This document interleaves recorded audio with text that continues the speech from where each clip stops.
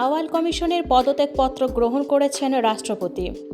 আওয়াল কমিশনের পদত্যাগপত্র গ্রহণ করেছেন রাষ্ট্রপতি। আজ বৃহস্পতিবার দুপুর 2:30টার দিকে রাষ্ট্রপতির কাছে পদত্যাগপত্র পাঠানো হলে তা গ্রহণ করেন রাষ্ট্রপতি মোহাম্মদ শাহাবুদ্দিন।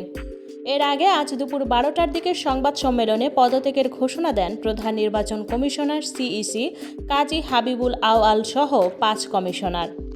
এরপর 12:12 সাংবাদিকদের সামনে পদত্যাগপত্রে সই করেন প্রধান নির্বাচন কমিশনার হাবিবুল আউয়াল।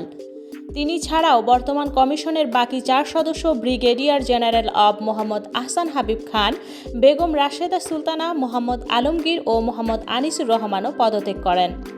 হাবিবুল আউয়াল বলেন, দেশের অদ্ভুত পরিস্থিতিতে আমরা পদত্যাগের সিদ্ধান্ত নিয়েছি।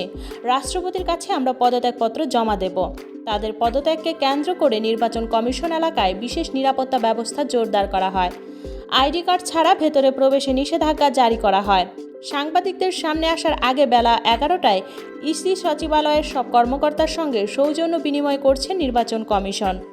এর আগে পদত্যাগের বিষয়ে নির্বাচন কমিশনের 2 শীর্ষ কর্মকর্তা জানিয়েছেন, সিইসি ও 4 ইসি পদত্যাগের পর নির্বাচন কমিশন সচিবালয়কে তাদের পদত্যাগপত্র রাষ্ট্রপতি মোহাম্মদ শাহাবুদ্দিনের কাছে পাঠাতে বলবেন। ছাত্র জনতার গণ অভ্যুত্থানের মুখে হাসিনা পদত্যাগ করে ভারতে পালিয়ে যান। গত 6 আগস্ট রাষ্ট্রপতি দ্বাদশ সংসদ ভেঙে দেন। নির্বাচন কমিশন কর্মকর্তারা জানিয়েছেন, ভেঙে দেওয়ার 90 দিনের মধ্যে সংসদ নির্বাচন অনুষ্ঠানে সাংবিধানিক বাধ্যবাধকতা থাকায় নির্বাচন কমিশনাররা পদত্যাগের সিদ্ধান্ত নিয়েছেন। কাজী হাবিবুল আউয়ালের নেতৃত্বাধীন নির্বাচন কমিশন 2022 সালের 27 ফেব্রুয়ারি 5 বছরের জন্য কার্যভার গ্রহণ করে।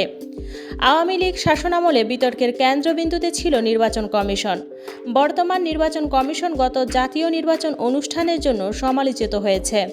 সেই নির্বাচনকে অংশগ্রহণমূলক দেখাতে ডামি স্বতন্ত্র প্রার্থী দিতে হয়েছিল আওয়ামী লীগকে।